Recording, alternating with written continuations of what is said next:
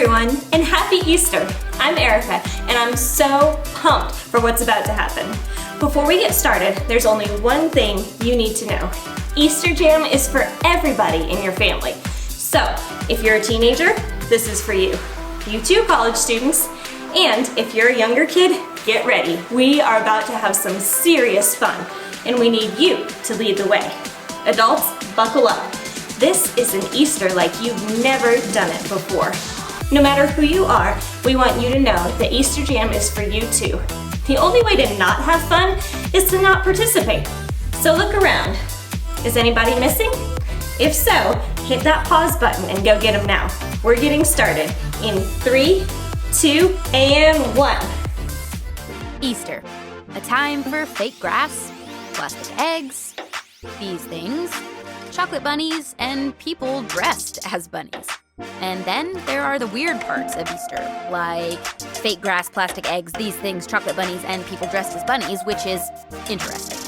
But what does all this stuff have to do with Easter?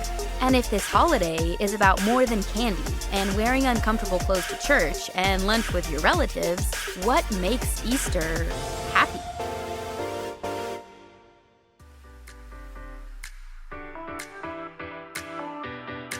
Okay, hear me out. There are only two kinds of people in this world. People who love these things, and people like my husband who just don't get it. How can you eat something so cute and grainy? Easy. Let's see how your family feels. Show me a thumbs up if you love to eat these things. Thumbs down if you don't.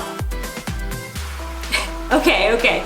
There are a lot of different opinions out there, and no matter how you feel about eating Peeps, you're going to love this game. Your family is going to face off in the greatest Peeps jousting competition of all time. I'm going to explain how it works, and then I'll tell you when to start. First, divide your room into 2 teams. Next, take 2 Peeps and assign them to a team. If you don't have any Peeps, no worries. Big marshmallows will work just as well. Team A gets Peep A, and Team B gets Peep B. You can come up with cooler names like Lord Sugarcoat or Sir Sprinkles. You get the idea. You can also use a marker or a Sharpie to decorate your Peeps. Give them some personality. You could draw a mustache on your Peep, give them some mean eyebrows, or even a fancy outfit. Let your creative juices flow. Next, you need to prepare your Peeps for battle. Stick a toothpick in each one. Think of the toothpick as a joust, a lightsaber, or a sword. Just depends on how serious your family is about the competition. Make sure the toothpick is facing forward toward the other Peep. Then, place the 2 combatants on a microwavable plate. No social distancing is necessary here. You'll want the Peeps to be close together and facing one another. Finally, it's time for the big event. Gather around and put the plate in the microwave, setting the timer to 45 seconds. You won't want to let it run that long. In fact, don't let it run that long. Then press start. Watch at a safe distance until the Peeps drop their toothpick sabers and one touches the other. The toothpick that touches the other Peep first wins. As soon as this happens, you're going to want to stop the microwave. Trust me on this one, families. Okay, it's time to settle this thing. Don't forget to snap a picture of that photo finish. It's go time. Press pause now, and I'll wait here.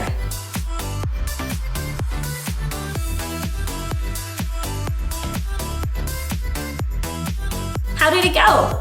Who won? I want pictures. Post them with the hashtag EasterJam2020. I have to admit, this is more fun than I thought. And also, this happened. Ready for another game? For this one, you need a laundry basket and socks. Lots of socks. Clean or dirty, doesn't matter, as long as they have a match. If you need to, go grab those things now. Press pause, and then I'll explain the rest. Got your basket and socks? Great. Now, choose 2 people to play. You'll also need 2 people to be scorekeepers. To get started, dump all the socks on one side of the room. And don't worry, those socks will make their way back to the basket real soon. Then, place the basket on the other side.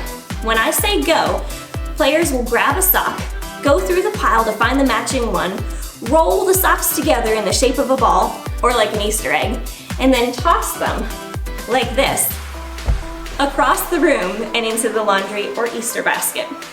The player with the most sock eggs in the basket at the end of the timer wins.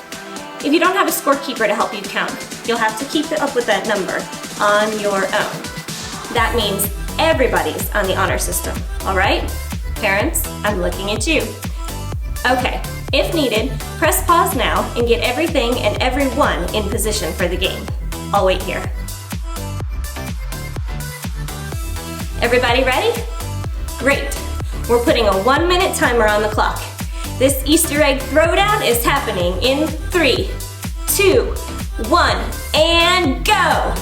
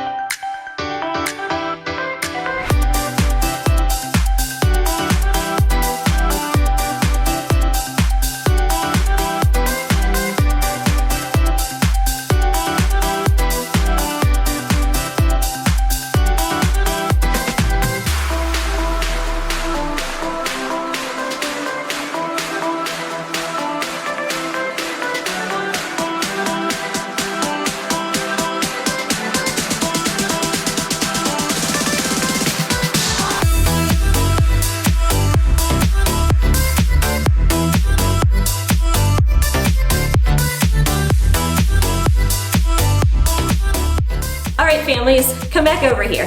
Who won? Okay, that was wild. Whoever won gets socks. Just kidding. Adults, make sure that whoever won the challenge today gets a special treat.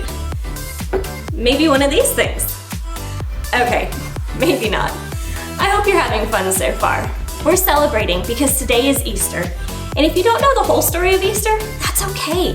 Today we'll talk about what makes today, maybe more than any other day, a happy day. But before we get there, I know you have a lot of family and friends who would love to hear from you. And to make that happen, we've got a few options. Pause this video and pick one of the challenges on the screen to wish your peeps a happy Easter.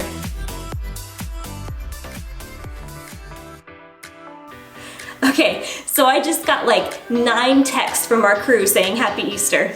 Thanks, fam. Nice. Even though we're celebrating a little differently than we have before, that's okay. Easter is still happy. And that's not just because of Peep Wars, or Easter baskets, or chocolate bunnies, although those things are awesome. It's still happy because of what happened thousands of years ago at the very first Easter. It's the world's most powerful story, and yet it's so simple that it can be told with laundry. In the beginning, God created everything. He formed people in His very own image. But then, we turned away from God. Sin entered the world, like a dark stain. Still, God loved us so deeply that He made a plan to rescue us. At just the right moment, God sent His very own Son, Jesus, to live among us. Jesus healed hearts, and minds, and bodies. Thousands gathered to hear Him teach. Instead of giving lots of new rules, Jesus turned things upside down by making it simple. Love God, love others. After 3 years of traveling and teaching, Jesus and His disciples entered Jerusalem to celebrate the Passover feast. Huge crowds gathered to welcome Him. But while the crowds cheered for Jesus, the religious leaders made plans to arrest Him. He was turning their world upside down, and they wanted Him gone. As Jesus celebrated the Passover meal with His friends, He told them that He would be leaving, but would return. His friends didn't understand. That night, one of Jesus' followers, Judas, led soldiers to arrest Him. The religious leaders gave Jesus a fake trial and then sent Him to Pilate, the Roman governor, who could have Him killed. Pilate found Jesus had broken no law and tried to release him. But a mob called for Jesus to be killed. Pilate gave in and handed Jesus over to the Roman soldiers.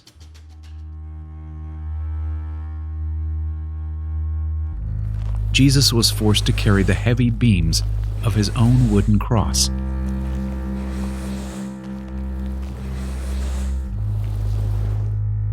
On a hill called Golgotha, the soldiers nailed Jesus' hands and feet to the rough wood. The soldiers and people who passed by laughed and mocked him. But from the cross, Jesus asked God to forgive them. Finally, Jesus called out, "It is finished." Then he died. The earth shook. Rocks split open. Even the soldiers cried, "Surely he was the Son of God." One of Jesus' followers took his body and placed it in a tomb cut from the rock. A huge stone blocked the entrance. Jesus' friends were devastated. They had believed that Jesus was the one God promised, the one who would rescue them, but now he was gone. Their whole world had turned upside down. Jesus' friends stayed hidden in fear for 3 days. But early Sunday morning, Mary Magdalene, a close friend of Jesus, hurried to the tomb. She planned to anoint Jesus' body with special spices. As Mary neared the tomb, she saw the stone had been rolled away. The tomb was empty. Mary turned to see a man standing near. She didn't recognize him until he said, "Mary." It was Jesus, alive. Jesus told her, "Do not hold on to me. I have not yet ascended to the Father. Instead, go to those who believe in me." Jesus, God's Son, became like us to lay down his life. Through God's power, he defeated death for all of us, and sin was washed away. One day, he's promised to return, so we can live with him forever.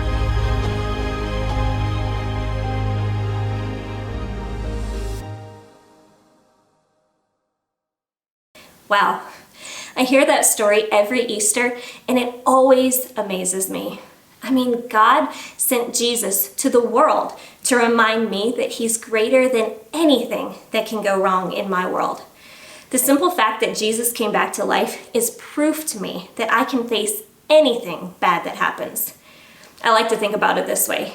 I can because Jesus is alive. I can keep loving because Jesus is alive. I can be brave because Jesus is alive. I can have hope because Jesus is alive. Here's an idea. Take a few minutes with your family and discuss the things that you can do because Jesus is alive. Answer this question together. How would you fill in the blank? I can because Jesus is alive. Pause the video and take a few minutes to discuss. When you're finished, meet me back here.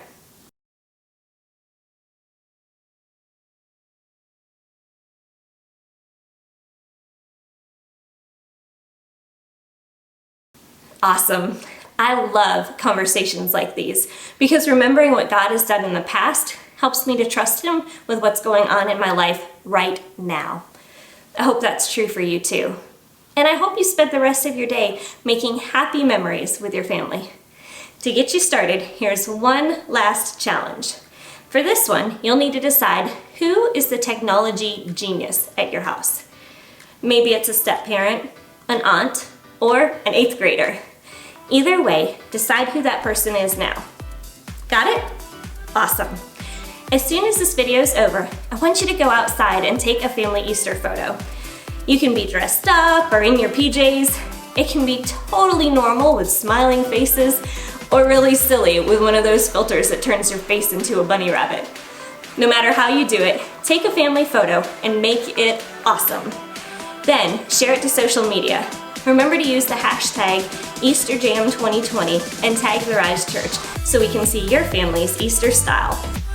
Maybe now more than ever, this is a time to celebrate and remember God's faithfulness and the hope that he gives us in Jesus. After all, that's what makes Easter so happy.